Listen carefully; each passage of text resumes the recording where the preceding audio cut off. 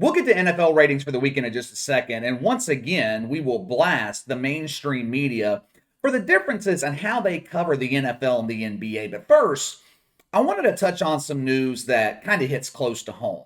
It was announced a couple of hours ago that Sean Payton was stepping away from the Saints. Now, he's not necessarily retiring. It's rumored that he's going to take a job in television, then possibly return to coaching in the NFL in the next year or two. But he is definitely leaving New Orleans. We know that as a fact.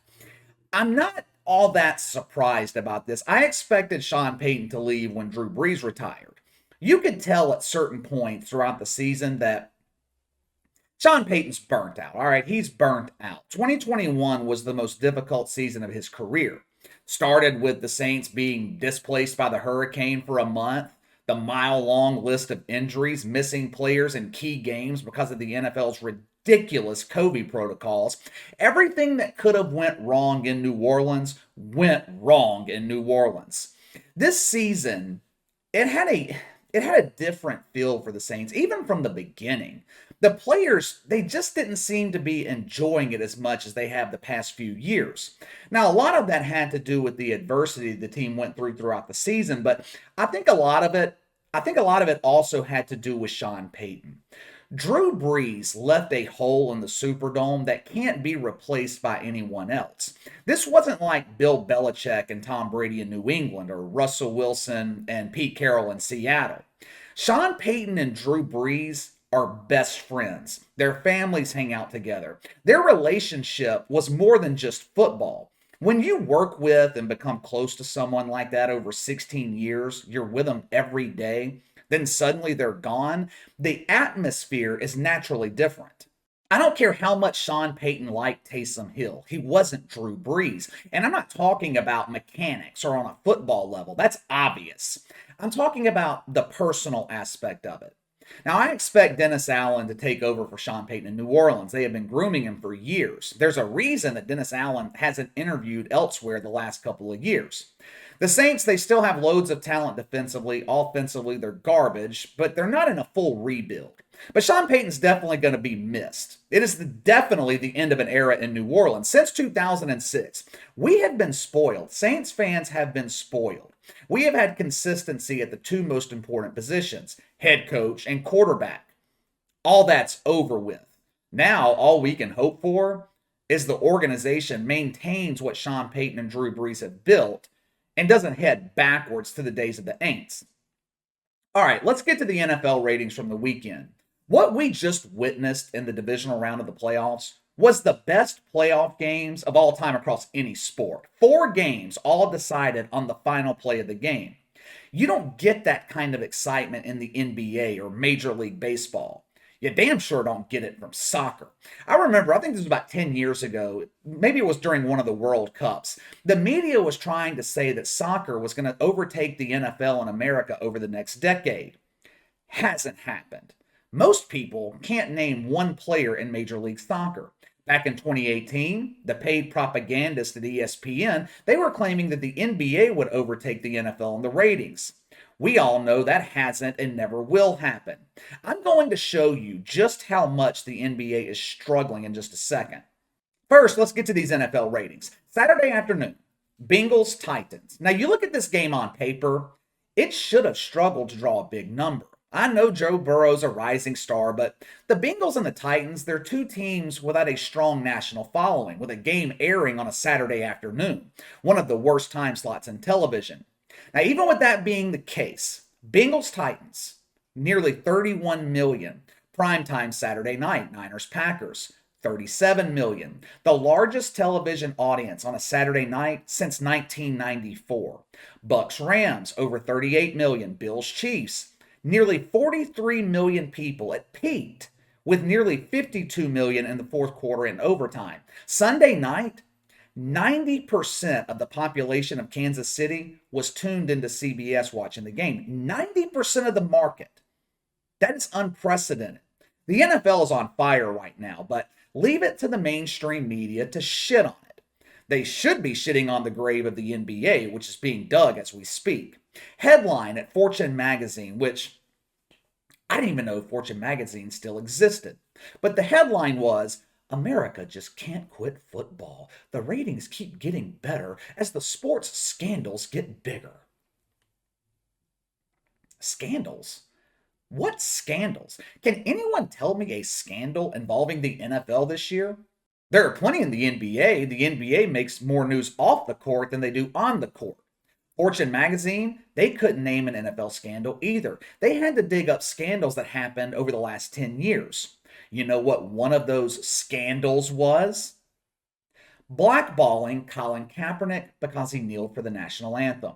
Now, that wasn't a damn scandal, that was just a smart business decision. When researching NFL ratings the past several weeks, I keep seeing the same thing.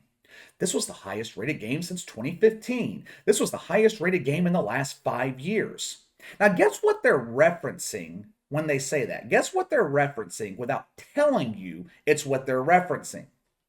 NFL ratings decreased dramatically when Colin Kaepernick traded in his helmet for a set of knee pads.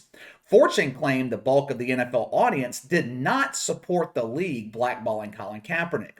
They used some bullshit poll from 2017 as their evidence. The poll claimed 61% opposed firing NFL players for kneeling for the national anthem. Now, I'm not surprised at those findings. Most people don't support someone losing their job. They should have phrased the question differently. But it doesn't matter. It doesn't matter.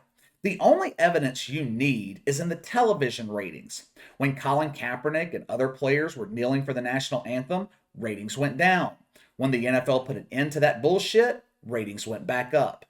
Business Insider, they tried to spin the NFL rating surge into a story about Donald Trump.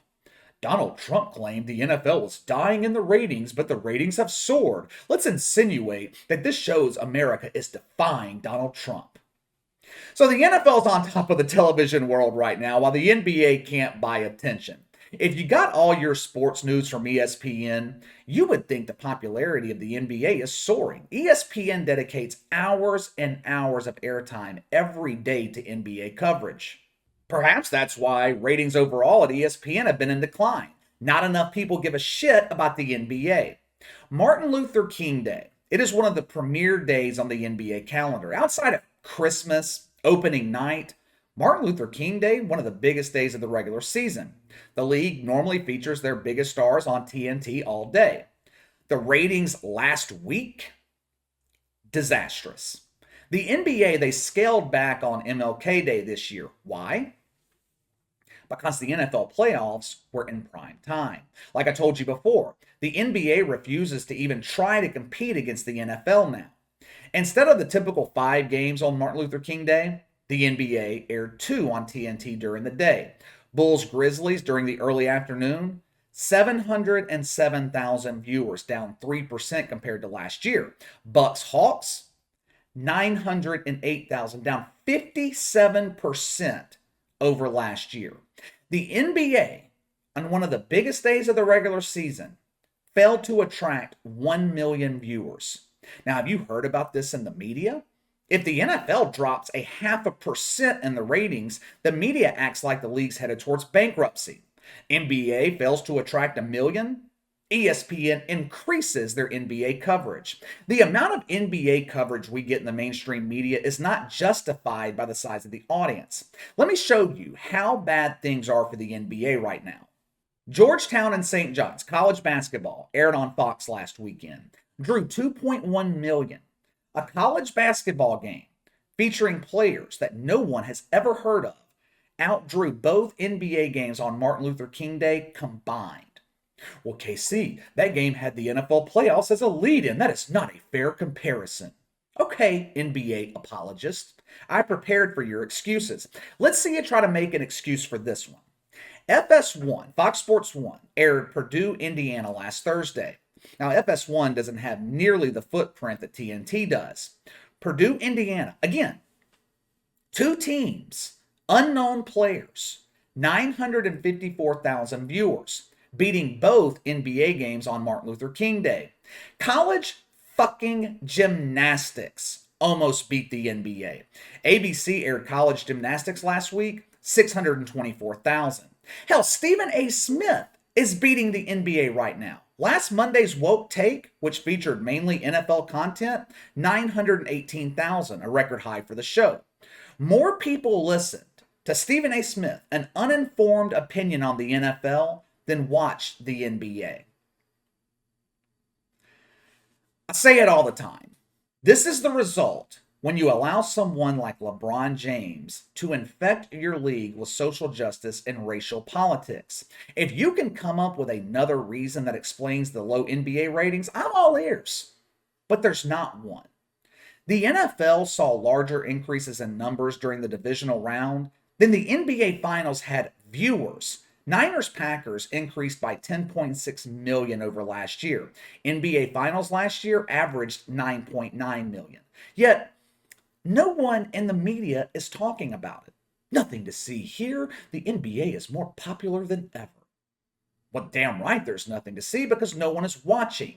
Fake WWE wrestling Monday night beat every single NBA game that aired on ESPN, ABC, or TNT last week. Every one of them, doubling the audience in some cases.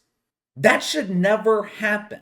But, continue to not address the problem. Continue to pretend like it doesn't matter. The NBA's TV rights deal, it expires in a couple of years. Now, how can they demand more money from television networks when ratings have been in decline for 3 years now? You can't use the all ratings are down on TV excuse. NFL proves that wrong. The NBA has done an absolutely terrible job marketing any star not named LeBron James.